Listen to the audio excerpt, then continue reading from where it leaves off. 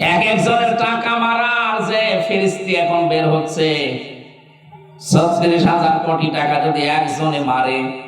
গতকালকে শুনলাম ইসলামী ব্যাংক থেকে সালম 80,000 কোটি টাকা মারিকারি করছে। আমার তো এর নাম শুনলে মনে হয় ওদেরকে আগে জবাই করি। একটি মানুষ বলা যায়, ইসলামপন্থী মানুষগুলো তিল তিল করে ব্যাংকটা দাঁড় করিয়েছিল, আর শয়তানরা মানুষের বাবার ব্যাংক পেয়েছে।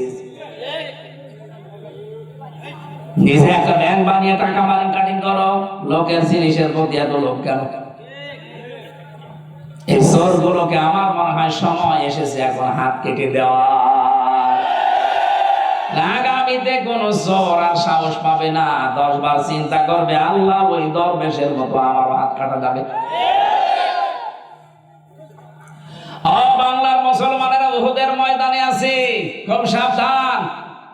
নবীজির হুকুমগুলো মেনে মেনে নিয়ে আমরা যদি এখন আস্তে আস্তে এগিয়ে যেতে পারি, সবচেয়ে বড় কাজ এখন আমাদের ঐক্যবদ্ধ থাকা। নয়তো যে ষড়যন্ত্র চলছে মোকাবেলা করা শুধু ওয়াজ নসিহতে সম্ভব না। সব বাদ দিয়ে দেন, কিছুই যদি না পান, এতে কথা বলতে পারেন, এইটা কি কম কিনা? মেজা আব্বাস বলে না কয়েকদিন আগে যে জীবনে কিছুই যদি আর না পায়, কোনো দুঃখ নেই, যে হাসি থাকে, এইটাই সান্ত্বনা। সে যদি এ কথা বলতে পারে যে আপনার কি হয়েছে, আপনি কোন কারণে চাঁদাবাজির নাম দিয়ে বিএনপি কে বদনাম করাচ্ছেন বলেন? আপনার প্রতিষ্ঠাতা যে জিয়াউর রহমান, তার চরিত্র হয়েছিল সে মানুষের উপকার করার জন্য আরাফাতের ময়দানে পর্যন্ত গাছ লাগিয়ে দিয়েছে। লক্ষ লক্ষ হাজী সাহেবরা যায় নিম গাছের নিচে একটু ছায়ায় আশ্রয় নেয়। আরে ভাই, আরাফাতের ময়দানে দোয়া কবুল হওয়ার জায়গা। একবার এই যে লক্ষ লক্ষ হাজী এই নিম গাছের নিচে যদি একটু ছায়া নেয়, আর মন থেকে যদি বলে আল্লাহ ছায়ার ব্যবস্থা যে করে দিয়েছে তারে তুমি মাফ করে দিও, আল্লাহ তো তারে মাফ করে দেবে। আপনি কি করলেন তার আদর্শের নাম নিয়ে? আপনি চাঁদাবাজি করেন।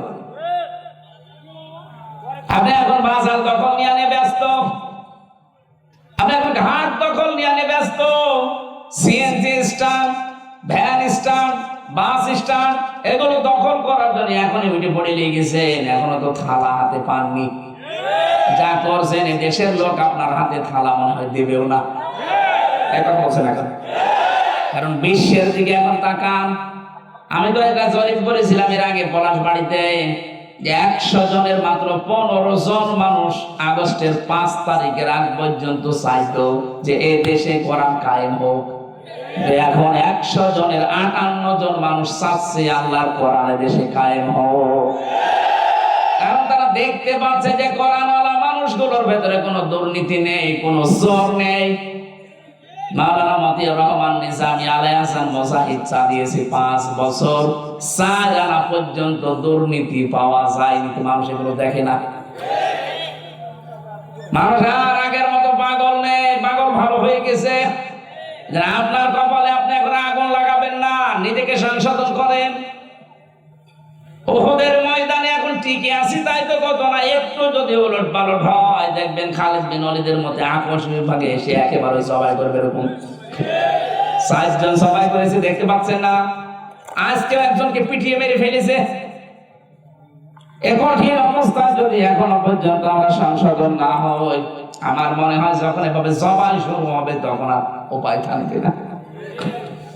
আমাদের অনুসরণের কথা দিয়ে শুরু করেছিলাম, অনুসরণ শুরু হবে কি রাসূলুল্লাহকে আংশিক না পূর্ণাঙ্গ? আরো জোরে বলেন। আল্লাহ পূর্ণাঙ্গ অনুসরণ যখন আপনি করতে পারবেন, আল্লাহর ওই গ্যারান্টি তখন দেখতে পারবেন যে আল্লাহ আপনাকে ভালোবাসা আরম্ভ করেছে। আর আল্লাহ যদি ভালোবাসে তাকে কয়েকটা জিনিস অলরেডি দিয়ে দেয়। 1 নম্বরে তাকে উত্তম প্রতিবেশী দান করে। আপনি দেখেন তো আপনার আশপাশে প্রতিবেশী যেগুলো, এগুলো কি ভালো? এমন প্রতিবেশী পেয়েছেন একটা মুরগিতে ধান খেলেও ঝগড়া করে। তার মানে আপনি রব্বানা আতিনা ফিদ দুনিয়া হাসানা, দুনিয়ার হাসানা দাও, দুনিয়ার হাসানায় তো উত্তম প্রতিবেশী আপনি পাননি। এ দোয়া আপনার কবুল হয়নি, মাঠে মারা গেছে। উত্তম প্রতিবেশী এটা হচ্ছে দুনিয়ার হাসানা, উত্তম স্ত্রী দুনিয়ার হাসানা। আছে উত্তম স্ত্রী এখন 24 ঘন্টা স্বামীকে সন্দেহ করে এরকম স্ত্রী বেশি। কথা বলে না কেন? বিশ্বনবী মুহাম্মদ রাসূলুল্লাহর স্ত্রীর দিকে তাকান, খাদিজাতুল কুবরা, তাকে আল্লাহ নিজে জান্নাতে একটা ঘর বানিয়ে দুনিয়ায় সুসংবাদ পাঠিয়েছেন। জিবরাইল সালাম দেবে আমার নবীকে, আর আসার সময় বলবে আল্লাহ নিজে খাদিজার জন্য আলাদা একটা ঘর বানিয়ে রেখেছে। এই ঘরটা আল্লাহ এই কারণে বানিয়েছেন, খাদিজা নামাজ পড়ে, রোজা রাখে, হজ করে, যাকাত দেয়, এই জন্য না। কারণ খাদিজা জীবনে এক ওয়াক্ত নামাজ পড়েনি, রোজা রাখেনি, হজ করেনি, যাকাতও দেয়নি। কারণ তার ইন্তেকালের পরে এগুলো সব নাজিল হয়েছে। কি কথা বলে দেখা? আপনি খাদিজার পড়া জীবনে পড়ে দেখেন, কোনদিন তিনি এক ওয়াক্ত নামাজও পড়তে পারেননি, কারণ নামাজের বিধানের সময় নাজিল হয়নি। তিনি রোজা রাখেননি, তিনি হজও করেননি, তার ইন্তেকালে 10 বছর পরে হজের বিধান নাজিল হয়। তার মানে তার বয়সে তিনি জীবনে যাকাতও দেননি। এরপরেও আল্লাহ তার জন্য জান্নাতে একটা ঘর আলাদা ভাবে বানিয়ে রাখবে, সে ঘরের ভেতরে কোনো নয়েজ নেই, কোনো আওয়াজ নেই। হযরতে খাদিজা একটা মাত্র কারণে নামাজ না পড়ে, রোজা না রেখে, হজ না করে, যাকাত না দিয়ে জান্নাতে ঘর বানিয়ে ঘর পেয়েছেন, তা নয়েজ মুক্ত, আওয়াজ মুক্ত। কারণ তিনি দুনিয়াতে স্বামীর জন্য ঘরটাকে রেখেছিলেন আওয়াজ মুক্ত। আর আপনি কেমন স্ত্রী, বাইরে থেকে স্বামী আসতে দেরি, ওর মাথা আরো যা ছিল আরো আউলিয়ে দিন। এক কথা বলছে, আপনি তো স্বামীর জন্য ঘরটা একটু আওয়াজ মুক্ত, নয়েজ মুক্ত রাখবেন, যেন বাইরে থেকে এসে ঘরে একটু শান্তি পায়। এমন স্বামী এখানে বসে আছে, বাইরে ছিলাম, আমি ভালো ছিলাম, ও ছাতা বাড়িয়ে এসে জাহান্নামে ঢুকলাম। এরকম পরিবার আছে? কার হাত তোলেন তো? না, আছে আছে ভাই, আপনি না বললেও আমি জানি আছে। সম্মানিত মা বোনের, আমি হাসির খোরাকে দেয়নি, এখানে 100 জনের 95 স্বামী আমার মনে হয় এরকম আছে। হয়তো এই লোকটা নেই, ওনার বউ এরকম, ওনার বউ এরকম আল্লাহ ওয়ালা, এই জন্য ওনার নেই। কিন্তু বাকিগুলোর চেহারার দিকে তাকিয়ে দেখতে পাচ্ছি এরা পুরুষ নির্যাতনকারী। চাচা এর সাথে রংপুরে কি করলেন আপনি? 9 বছর ক্ষমতায় ছিলেন, নারী নির্যাতনের আইন দেশে আছে, পুরুষ নির্যাতনের একটা আইন করে দিতে পারলেন না।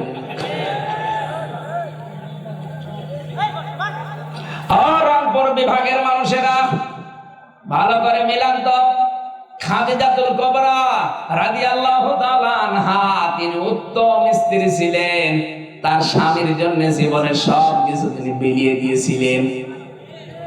হযরতে খাদিজা জীবনীতে বেশি, নবীজি গভীর রজনীতে দাওয়াতি কাজ করে যতবার এসেছেন, যতদিন এসেছেন, কোনদিন খাদিজাকে ঘুমন্ত অবস্থায় পাননি। একবার ডাক দিলে সঙ্গে সঙ্গে দরজা খুলে গেছে। ডাক দিয়ে বলে, খাদিজা, জীবনে যতবার আসলাম, যতদিন আসলাম, একদিন ঘুমন্ত পেলাম না, কি করো তুমি? খাদিজা বলে, হে রাসূল, আপনি বাইরে থাকলে তো টেনশনে থাকি, কারণ 24 ঘন্টা আপনার পেছনে শত্রু লেগে আছে। আপনি যতক্ষণ দিনের দাওয়াতি কাজ শেষ করে বাড়িতে না আসেন, আমার যদি ঘুমও লেগে যায়, আমি এই দরজার সাথে হেলা দিয়ে ঘুমাই। আমি জানি স্বামী এসে বারবার ডাকতে থাকবে, আমার স্বামী ক্লান্ত, শ্রান্ত, পরিশ্রান্ত শরীর নিয়ে দাঁড়াবে, আর আমি আরামের বিছানায় ঘুমিয়ে যদি উঠতে দেরি হয়ে যায়, স্বামীর সাথে বিয়াদবি হয়ে যাবে। এই জন্য ঘুম লাগলেও আমি ঘুমাই, কিন্তু দরজার সাথে বেট লাগিয়ে। আমার মনে হচ্ছে এরকম বউ এখন ঘরে ঘরে একটা সারেটা থাকতে পারে। এমনি তার জন্য আল্লাহ জান্নাতে ঘর বানিয়ে সুসংবাদ দুনিয়ায় পাঠিয়েছেন। এমনি কোন পর্যায়ে ছিলেন তিনি? এটা হচ্ছে দুনিয়ার হাসানা। যারা এরকম বউ পেয়েছেন, মনে করবেন আপনার রব্বানা আতিনা ফিদ দুনিয়া হাসানা এটা কবুল হয়ে গেছে। তাহলে দুনিয়ার হাসানা উত্তম প্রতিবেশী, দুনিয়ার হাসানা উত্তম স্ত্রী নেককার। 3 নম্বরে দুনিয়ার হাসানা হচ্ছে উত্তম বাহন। উত্তম এ বাহনের ভেতরে গাড়ি হতে পারে, মোটরসাইকেল হতে পারে, ঘোড়া হতে পারে, প্রাইভেট হতে পারে, যানবাহন যেটা আছে এটা যদি উত্তম হয়, মন মতো হয়, এটাই আপনার দুনিয়ার হাসানা। আমরা দেখছি আমরা দোয়া করলে উপরে উঠছে না, কারণ একটা দোয়া কবুল হলে তো চিহ্ন দেখা যাবে। আমাদের উত্তম প্রতিবেশী দরকার, উত্তম স্ত্রী দরকার। 5 ওয়াক্ত নামাজের পরে মা বাবার যে দোয়াটা আছে মনে মনে হলেও পড়বেন। পাশাপাশি সূরা ফুরকানের 74 নম্বর আয়াত, এইটা আমরা মুখস্থ করে নিয়ে পড়বেন পরিবারের জন্য, বিশেষ করে নেককার সন্তান আর নেককার স্ত্রী।